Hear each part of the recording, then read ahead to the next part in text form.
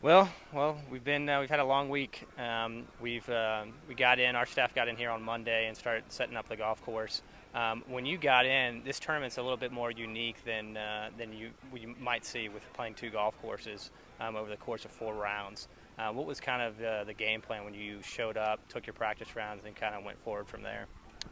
Well, I guess my week started in Wichita on Saturday, trying to get into the nationwide, which I did not. So when I drove here on Tuesday, I'd never seen the golf courses, um, so I didn't really know. My game plan was just to try to see them. So I played 9 holes here at Southwind, and then drove the rest of the 27 holes. And I guess sometimes when you come in with low expectations, not really seeing the golf course and all that, I just figured if I relaxed and just tried to have fun this week, things would go well.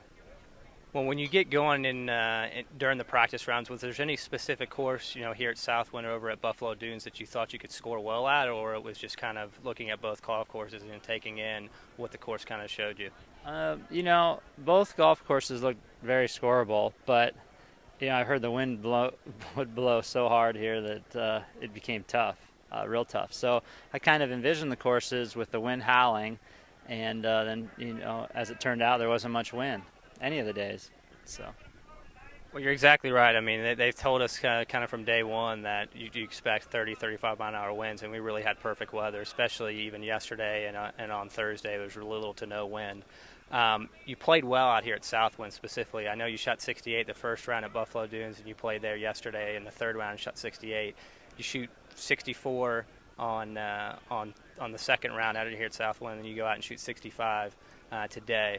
The course here at Southwind, from everyone we've talked to, it seems like this course would play a lot more difficult than over at Buffalo Dunes, but it's not the case for you.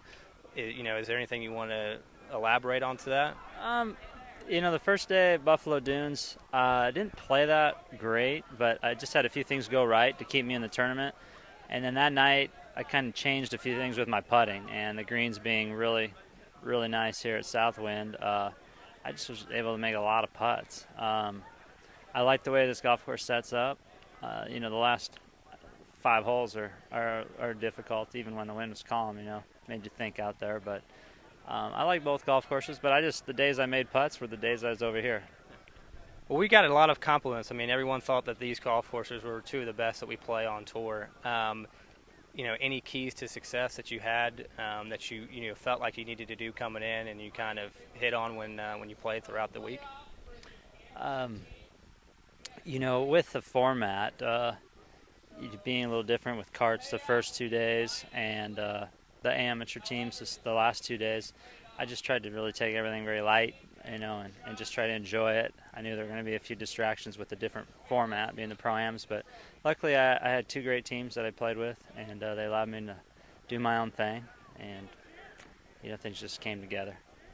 Did that help or hurt you at all with playing with the pro-am teams? Did you feel comfortable, like you just kind of mentioned, with that format the last 2 days being paired up with four amateurs?